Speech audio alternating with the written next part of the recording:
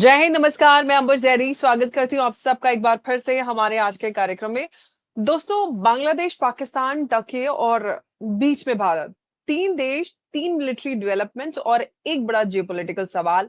और पहली खबर मैं आप सबके सामने लेकर आई हूँ। पहली खबर ये कि Bangladesh army chief general Wakeruzzaman China के ऑफिशियल विजिट पर निकल चुके हैं, जहां डिफेंस कॉर्पोरेशन और मिलिट्री एंगेजमेंट जो है वो एजेंडा बताया जा रहा है। दूसरी खबर है कि पाकिस्तान आर्मी चीफ और फील्ड मार्शल आसिम मुनीर है, वो टर्की के विजिट पर है, जहां उनकी मुलाकात जो है वो प्रेसिडेंट जो रेसिप तैयब अर्दोगान है उनसे हुई और डिफेंस कॉर्पोरेशन पर चर्चा। और पाकिस्तान का डिफेंस कॉर्पोरेशन जो है वो बहुत ज्यादा चर्चा में है, चाहे टर्की की बात हो, कुवैत की बात हो। बहुत अग्रेसिवली जो अपना डिफेंस डिप्लोमेसी है वो अग्रेसिवली पुश कर रहा है। और तीसरी खबर, एक रीजनल मीडिया रिपोर्ट के मुताबिक भारत की अगर हम बात करें तो बांग्लादेश में जो आर्मी चीफ हैं और जो पॉलिटिकल लीडरशिप है उनके बीच हाई लेवल जो कंसल्टेशन को भारत एक स्ट्रेटेजिक कंसर्न के कॉन्टेक्स्ट में देखा जा रहा है। इस क्लेम की जो इंडिपेंडेंट ऑफिशियल कंफर्मेशन है वो अभी उपलब्ध नहीं है। आप दोस्तों, हम इन तीनों खबरों को अलग अलग नहीं देखेंगे, इनको हम थोड़ा जोड़ेंगे और इन्हें मैप पर रखेंगे कि वेस्ट एशिया में टर्की, बीच में पाकिस्तान और ईस्ट में बांग्लादेश और इन तीनों के बीच में भारत। क्या ये डिप्लोमेटिक विजिट्स हैं या फिर हम ये कहें कि पूरे ही साउथ एशिया और इंडो पैसिफिक में एक नया स्ट्रेटेजिक जो अलाइनमेंट है वो क्वाइटली शेप ले रहा है। एक तरफ चाइना अपना इन्फ्लुएंस जो है वो बढ़ा रहा है, ताकि मुस्लिम वर्ल्ड में अपनी स्ट्रेटेजिक आउटरीच जो है वो एक्सपेंड कर रहा है। पाकिस्तान नए डिफेंस पार्टनर जो है वो ढूंढ रहा है, बांग्लादेश जो है अपनी फॉरेन पॉलिसी को डाइवर्सिफाई करने की कोशिश कर रहा है। तो भारत के लिए इसका मतलब क्या है? क्या भारत को अपनी जो नेबरहुड फर्स्ट पॉलिसी है उसको अग्रेसिवली इंप्लीमेंट करना होगा, या फिर हम ये कहें कि भारत जो है इस पूरे कॉन्टिनेंट में नए जियोपॉलिटिकल कंपटीशन को का जो एक बैटलफील्ड है वो बनने जा रहा है? तो दोस्तों, मैं हूं अंबर जैदी और आज फिर हम हेडलाइंस नहीं बल्कि जो पूरा ही कॉन्टिनेंट है उसके बदलते स्ट्रेटेजिक इक्वेशंस को डिकोड करेंगे। और इस पर बात करने के लिए एक बार फिर से हमारे साथ इस शो पर मौजूद हैं उमेश अग्रवाल जी। उमेश जी, बहुत स्वागत है आपका एक बार फिर से। जय हिंद, नमस्कार। जय सिया राम अंबर जी। जय श्री राम। उमेश जी, कई सारे बड़े बड़े डेवलपमेंट्स हैं जिसमें बांग्लादेश, पाकिस्तान, टर्की और ऑफ कोर्स भारत भी इस सब से कहीं ना कहीं जुड़ा हुआ है। तो ये जो डिफेंस एंगेजमेंट्स हैं इन तीनों देशों की, क्या ये सिर्फ रूटीन हम मिलिट्री डिप्लोमेसी देखें या फिर ये कहें कि जो रीजनल पावर बैलेंस है उसमें बदलाव का एक सिग्नल? देखिए अंबर जी, ऑपरेशन सिंदूर में टर्किश ड्रोन्स ने पाकिस्तान का साथ दिया था और वहां पर टर्किश इंजीनियर्स भी बैठे थे, वो ड्रोन का संचालन कर रहे थे। एक तरह से कोवर्ट वॉरफेयर के अंदर ऑलरेडी टर्की इन्वॉल्व है और पाकिस्तान और टर्की के बीच में क्लोज मिलिट्री रिलेशनशिप है। देखिए, ड्रोन कोलैबोरेशन है, डिफेंस इलेक्ट्रॉनिक्स का ले लीजिए, F-16 मॉडर्नाइजेशन का बात कर लीजिए, जॉइंट मिलिट्री एक्सरसाइज करते हैं, ऑफिसर ट्रेनिंग करते हैं। जो फिफ्थ जनरेशन फाइटर एयरक्राफ्ट है कान, उसका भी वो डेवलपमेंट कर रहे हैं। सबमरीन्स के अंदर वो बात कर रहे हैं। मतलब आप समझ लीजिए, जो एयर प्रोपल्शन सिस्टम की जो टेक्नोलॉजी है वो टर्की जो सबमरीन्स में यूज होती है वो पाकिस्तान को दे रहा है। आप ये देखिए कि अब जो है एर्दोगान से मिलने गए थे आसिफ मुनीर। आसिफ मुनीर जो है पाकिस्तान के मिलिट्री एस्टेब्लिशमेंट में बहुत बड़ा नाम है। मतलब एक तरह से शहनशाह आजम है पाकिस्तान के। शहबाज शरीफ सब चपरासी है, उधर कोई काम के नहीं है, उनको सिर्फ सेरेमोनियल हेड बना के रखा है। और लास्ट मंथ आप देखिए, टर्किश के जो लैंड बॉर्डर के चीफ थे वो पाकिस्तान विजिट किए थे। इस बार जब आसिफ मुनीर जब विजिट किए थे तो उनका इस्तकबाल जो है टर्की में गर्मजोशी से हुआ था। वाइस प्रेसिडेंट हो, चीफ डिफेंस मिनिस्टर हो, वहाँ के जो इंटेलिजेंस चीफ है वो सब उनको मिलने आए थे। और टर्की ने एक तरह से इनको सम्मान भी दिया है। मतलब टर्की की जो मिलिट्री है उन्होंने एक तरह से आसिफ मुनीर को सम्मान भी दिया है, उनको मिलिट्री ऑनर भी दिया है। तो एक तरह से मुझे ये लगता है कि टर्की जो है अपना डिफेंस एंगेजमेंट पाकिस्तान के साथ बना रहा है। अपना फिफ्थ जनरेशन फाइटर एयरक्राफ्ट जो है कान, वो देने को तैयार हो चुका है। और देखिए, अमेरिका से उसको F-35 प्लेन भी मिलने वाले हैं और फिफ्थ जनरेशन फाइटर एयरक्राफ्ट के लिए अनइंटरप्टेड सप्लाई ऑफ इंजन भी मिलेगा और टेक्नोलॉजिकल ट्रांसफर भी होगा। जो वो टर्की वो अपने कान के सिस्टम में करेगा। देखिए जो F-35 का जो F-35 के जेट्स भी मिल रहे हैं उनको, उनको टेक्नोलॉजी भी मिल रही है ताकि वो अपना domestic 5th generation fighter jet program वो चालू कर सके। अब देखिए पाकिस्तान को J-35 जो है वो चाइना ने भी डिसाइड कर लिया उनको बेचने का। टर्की भी अपना जो 5th जनरेशन फाइटर एयरक्राफ्ट है कान देने को तैयार हो चुका है, और चाइना और पाकिस्तान के 200 इंजीनियर जो है आज वो टर्की के साथ मिलके वहां पर एक तरह से they are doing some sort of research collaboration और ट्रेनिंग कर रहे हैं ताकि पाकिस्तान में जब असेंबली यूनिट बने उसकी तो वो उसको सर्विसिंग भी कर सके। एक तरह से एमआरओ यूनिट के लिए पूरी ट्रेनिंग दे रहा है। और टर्की और पाकिस्तान के बीच में बहुत अच्छे संबंध है। कश्मीर का मुद्दा कहीं भी हो तो टर्की वो हमेशा उठाता है और वो हमेशा anti India sentiment, anti India statement देता है। अब देखिए बांग्लादेश के जो आर्मी चीफ है वकारुज्जमान, वो भी अभी 3-4 दिन की यात्रा के लिए वो टर्की जा रहे हैं। सबसे पहले वेस्ट पाकिस्तान जाके आया, अब ईस्ट पाकिस्तान जाके आ रहा है। अब देखिए बांग्लादेश और टर्की के बीच में बहुत अच्छे सिस्टम है, और आप उनके जो बांग्लादेश के जो आर्टिलरी सिस्टम्स है वो टर्की ने दिए हैं, उनके जो मिसाइल सिस्टम्स है वो टर्की ने दिए हैं। अंबर जी सबसे बड़ी बात है कि दोनों जने ने अभी एक डिसाइड किया है कि वो एक तरह से एम्यूनिशन जो बनाते हैं, एम्यूनिशंस की फैक्ट्री लगाने वाले हैं, आर्मर्ड व्हीकल्स की टेक्नोलॉजी दे रहा है, और डिफेंस मैन्युफैक्चरिंग कॉर्पोरेशन और मिलिट्री टेक्नोलॉजिकल ट्रांसफर के लिए वो जा रहे हैं।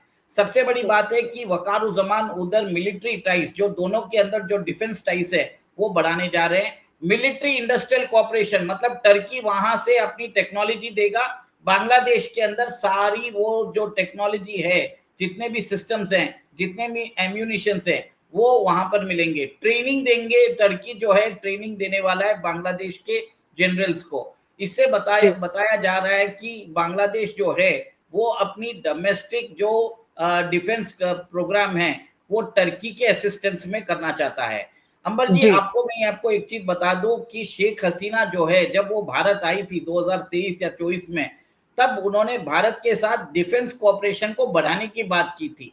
अब भारत जो है वो एक तरह से चाइना को और टर्की को काउंटर कर रहा था बांग्लादेश के अंदर। अब जब शेख हसीना उधर से हट चुकी है, आप देखें कि कैसे जो तारिक उर रहमान है उन्होंने अपना फर्स्ट विजिट भी है वो चाइना किया है, और अब वो टर्की भेज रहे हैं। इसका मतलब ये है कि Turkey is getting involve greatly in West Pakistan and East Pakistan, दोनों जगह वो अपने जो अपना प्रभाव है वो बढ़ाता जा रहा है। देखिए टर्की जो है वेरी इंपॉर्टेंट मेंबर है इस्लामिक वर्ल्ड का। इस्लामिक वर्ल्ड के अंदर 4 नेशंस है जो ग्लोबल उम्मा के चीफ बनना चाहते हैं। एक तो सऊदी अरेबिया, करंट जो हेड है वो सऊदी अरेबिया है, पर उसको चैलेंज कर रहा है ईरान, कतर और टर्की।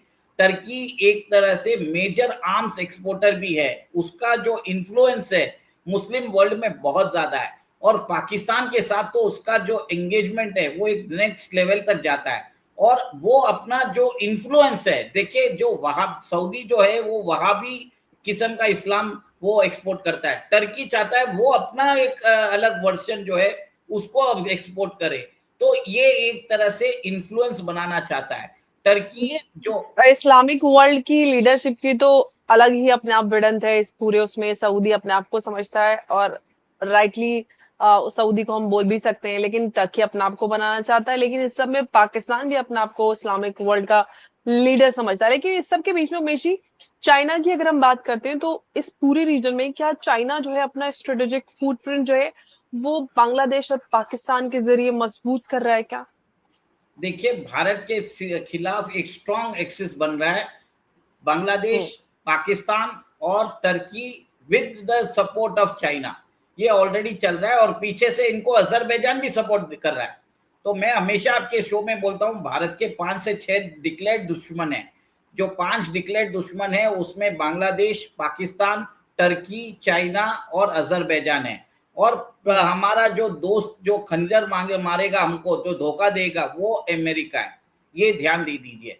और इसके लिए मैं इसके लिए बोल रहा हूँ कि भारत के लिए बहुत बड़ा प्रॉब्लम भी है। देखिए वेस्टर्न फ्रंट में आप देखिए टर्किश ड्रोन्स जो है वो हमें ऑलरेडी परेशान करने वाले हैं। पाकिस्तान को सबमरीन टेक्नोलॉजी, नेवल टेक्नोलॉजी मिल रही है, और आप ये देखिए कि मिसाइल कॉपरेशन की दोनों के बीच में बात हो रहा है, कान का जो 5th जनरेशन फाइटर एयरक्राफ्ट है उसके बारे में बात हो रहा है, और टर्की जो है ईस्टर्न फ्रंट पे बांग्लादेश के अंदर एक तरह से मिलिट्री मॉडर्नाइजेशन कर रहा है, वहां पर आर्म्स एंड एम्यूनिशंस की फैक्ट्री लगा रहा है, वहां पर टेक्नोलॉजिकल ट्रांसफर कर रहा है। सबसे बड़ी बात है कि आप ये देखिए कि वकारुज्जमान जो है वो अभी बांग्लादेश के चीफ है, और उस समय वो रिलेटिव भी है एक तरह से शेख हसीना के, और उनसे ये उम्मीद नहीं थी कि वो एंटी इंडिया स्टैंड लेंगे। पर अब जो है देखिए बिम्स्टेक का एक मीटिंग हुआ था, वहां पर बताया जाता है कि जो बीएनपी के जो सिक्योरिटी एडवाइजर है वो भारत आए थे, और उनको एक तरह से हमारे अजीत डोभाल जी ने वार्निंग दे दिया है कि अगर आपका एंगेजमेंट चाइना और टर्की के साथ होगा तो ये भारत के लिए बहुत बड़ा सिक्योरिटी चैलेंज होगा, और ये इसको समझा जाएगा एक कन्वेंशनल और हाइब्रिड वॉरफेयर।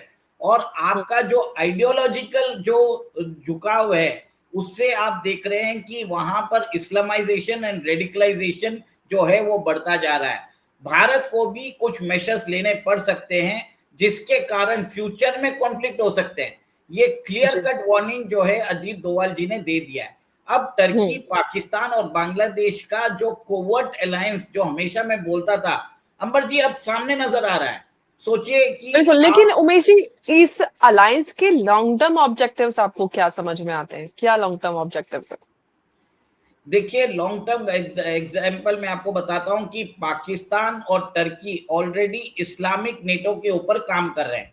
वो ऑलरेडी वो एक एक्सिस बना रहे हैं जिसमें सऊदी अरेबिया, इजिप्ट, टर्की और पाकिस्तान ने इनफॉर्मली एक अलायंस बना लिया है। अभी तक उसको शेप नहीं मिला है। अब उनको चाहिए वॉरियर्स, फुटहोल्ड वॉरियर्स। पाकिस्तान की फोर्सेस तो सऊदी की रक्षा कर रही है। अब कभी अगर टर्की को अगर कोई प्रॉब्लम आ जाए तो उसको भी मरने के लिए साउथ एशिया से, मुस्लिम देशों से कुछ ना कुछ चाहिए। इसके लिए वो बांग्लादेश को बुला रहे हैं कि भैया आप भी आ जाओ, अगर फर्स्ट आपको कोई कॉन्फ्लिक्ट में मरने के लिए आपको आगे भेजा जाएगा, इसके लिए वो बुला रहे हैं। आप ये समझ लीजिए ये जो टर्किश है, और देखिए पाकिस्तान की जो मिलिट्री फोर्स है वो हाईली ट्रेन्ड है। It is better than China, lesser than India. मैं आपको ये बता देता हूँ, चाइनीज फोर्सेस जो है हमसे एक तरह से हार जाएगी, पर पाकिस्तानी फोर्सेस बैटल हार्डेंड है, और वहां पर उन्होंने, उनकी फोर्सेस ने कोवर्टली जो है, आप देखिए सोवियत यूनियन हो या रशिया से भी उन्होंने युद्ध किया है, अमेरिकन फोर्सेस से को भी वो जानते हैं, उनको war time battle time experience है। अब ये जो इसके लिए सऊदी अरेबिया ने पाकिस्तान को पैसे दिए हैं, और ताकि वो उनकी मिलिट्री सिक्योरिटी कर सके। देखिए पब्लिकली कोई ये जो ट्राइलैटरल डिफेंस ट्रीटी है कुछ अनाउंस नहीं किया है, ना तो कोई एक तरह से बताया गया है कि कोई कमांड स्ट्रक्चर बना है। पर जिस हिसाब से आप देख रहे हैं कि टर्की के ड्रोन्स जो हैं वो पाकिस्तान में भी काम करेंगे, भारत में भी काम करेंगे, तो आप देखें भारत के खिलाफ काम करेंगे, तो आप ये भी देख रहे हैं कि भारत जो है अपने बॉर्डर को फेंस कर रहा है। अमित शाह जी ने बोल दिया है कि हमारे जो बॉर्डर रहेंगे वो एआई एनेबल्ड रहेंगे, मतलब वहां पर हमारे ड्रोन्स रहेंगे। तो ये ड्रोन की टेक्नोलॉजी लेने भी वकारुज्जमान शायद जा सकता है। और इसी के लिए आज देखिए कि हमारे जो होम मिनिस्टर है उन्होंने बॉर्डर विजिट किया, और उन्होंने एक तरह से वहां पर जो फेंसिंग अरेंजमेंट जो चल रहा है उसका जायजा लिया। एक तरह से आप ये देख लीजिए कि भारत जो है ऑलरेडी प्रिपेयर कर रहा है। अजीत डोभाल जी ने एक वार्निंग भी भेज दी है, और मेरा ये मानना है कि अब जो है अंकारा, इस्लामाबाद और ढाका के बीच में एक इनफॉर्मल इस्लामिक अलायंस बन रहा है, जिसको गजवाए हिंद के नाम से, उनका एक ही चीज है कि गजवाए हिंद, उनको वो से कोई मतलब नहीं है कि ये इसका जो, देखिए तीनों का एक ही दुश्मन है, भारत दुश्मन है, और भारत की सरकार दुश्मन है। भारत के अंदर जो मोदी सरकार है वो दुश्मन है। वो अगर यहाँ पर कांग्रेस पार्टी आ जाएगी तो टर्की भारत का अच्छा दोस्त बन जाएगा, ये भी बता देता हूँ। क्योंकि 2019 में कांग्रेस ने अपने 100 साल, जो आपको याद होगा खिलाफत मूवमेंट हुआ था 1919 में, उसकी 100 वर्ष की वर्षगांठ पे कांग्रेस ने अपना ओवरसीज ऑफिस टर्की में खोला था। तो ये एक चीज जो है कि हमारा जो कोऑपरेशन अभी इजराइल के साथ बढ़ रहा है, यूएई के साथ बढ़ रहा है, ग्रीस, साइप्रस और आर्मीनिया के साथ बढ़ रहा है, इससे टर्की एक तरह से तिलमिला गया है। भारत ने एक तरह से टर्की को टोटली घेर चुके हैं। अब टर्की को लग रहा है कि उसको भी भारत को घेरना है, तो उसको ईस्ट पाकिस्तान और वेस्ट पाकिस्तान दोनों के अंदर अपना इन्फ्लुएंस बढ़ाना पड़ेगा।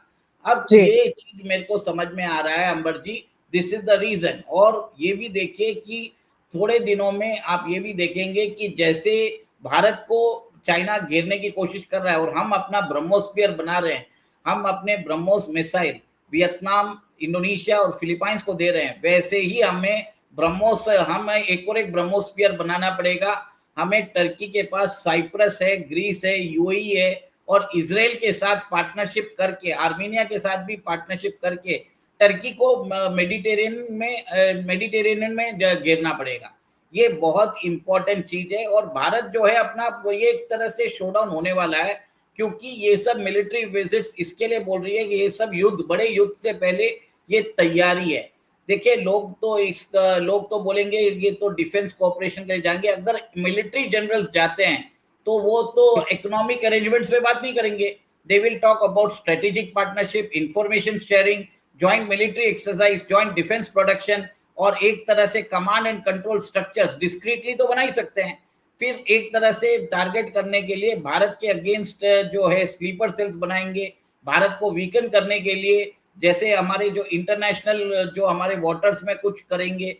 इससे समझ में आता है कि भारत को बहुत बड़ा खतरा होने वाला है, not in the land but in the sea. लेकिन उमेश जी एक बात और ये है कि ऑफ कोर्स वो तो हमको पता है कि भारत के सामने चैलेंजेस हैं और मल्टी लेयर्ड चैलेंजेस हमें भारत के सामने नजर आते हैं, लेकिन आपको क्या लगता है कि भारत को जो नेबरहुड डिप्लोमेसी भारत की रही उसमें आपको लगता है कि आपको भारत को कुछ बदलाव करने की जरूरत है?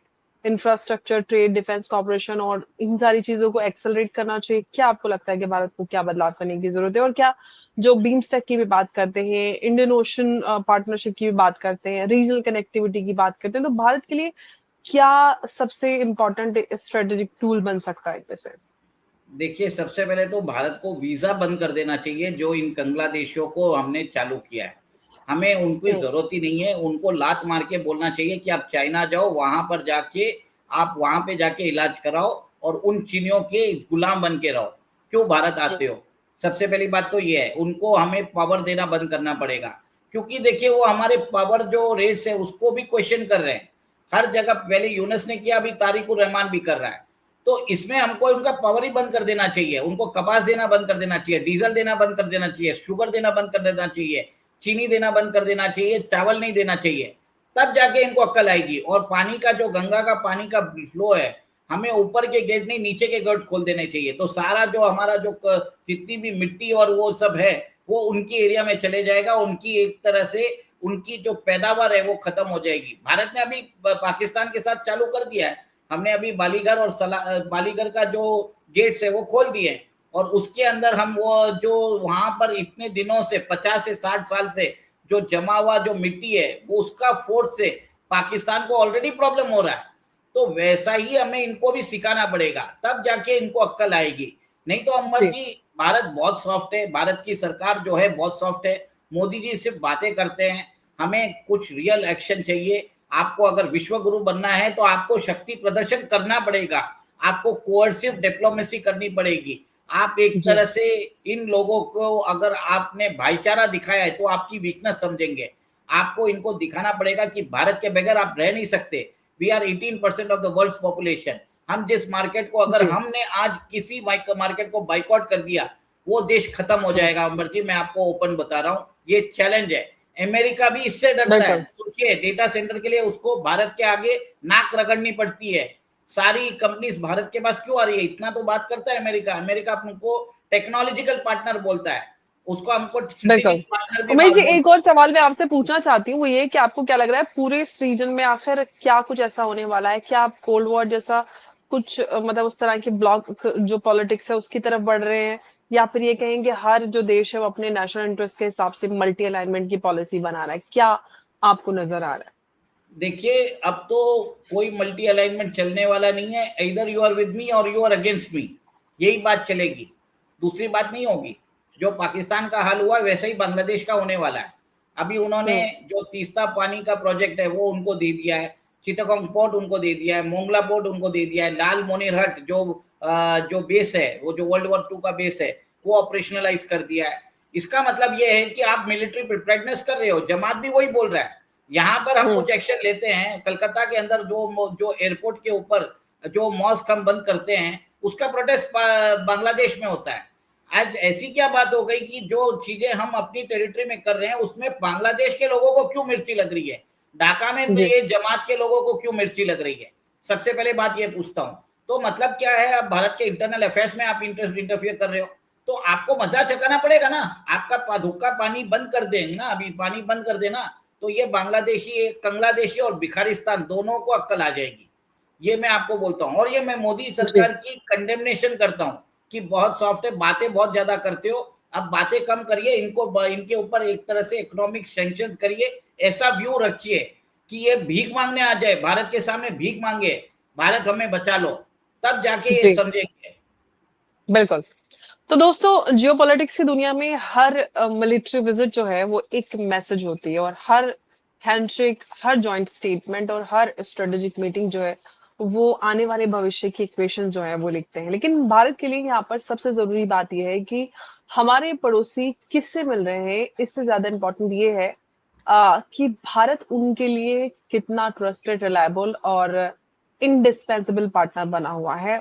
और मैं तो ये कहती हूँ कि पार्टनर तो मतलब हमने तो जरूरत से ज्यादा अपने जो पड़ोसी उनके लिए किया, लेकिन उनकी तरफ का उनका रवैया हम देखते हैं। स्ट्रॉन्ग डिप्लोमेसी, इकोनॉमी और मिलिट्री, इन सब के साथ और साथ ही जो रीजनल पार्टनरशिप है वो बड़ी अहम होती है। लेकिन अनफॉर्चुनेटली हमारे आसपास के पड़ोसी किस तरह के आप सब जानते ही हैं। लेकिन 21st सेंचुरी की असली स्ट्रेटेजिक स्ट्रेंथ है। आज का सबसे बड़ा सवाल है सिर्फ ये नहीं है कि बांग्लादेश, पाकिस्तान या टर्की मीटिंग कैसी हुई या है या नहीं है। असली सवाल ये है कि क्या पूरे इस रीजन का स्ट्रेटेजिक लैंडस्केप जो है वो बदल रहा है, और क्या भारत इस बदलाव को सिर्फ ऑब्जर्व करेगा या फिर लीड भी करेगा। क्योंकि जो देश अपने नेबरहुड में ट्रस्ट और स्टेबिलिटी क्रिएट करता है वही ग्लोबल स्टेज पर भी लीडरशिप हासिल करता है। और भारत ने बहुत ज्यादा किया, मुझे लगता है कि इतना ज्यादा किया है कि अब डंडा लगाने का वक्त आ गया है। अच्छा, जो गुड बॉय वाला था, नेबरहुड फर्स्ट, ये सारा कुछ, मुझे लगता है अब एज उमेश जी सेड थोड़ा कोएर्सिव पॉलिसी अपनाने की आवश्यकता है। बहुत बहुत धन्यवाद उमेश जी इस चर्चा में हमारे साथ जुड़ने के लिए, और सभी दर्शकों का नमस्कार। जय हिंद, जय भारत, जय सिया राम। जय श्री राम। मुझे बहुत धन्यवाद।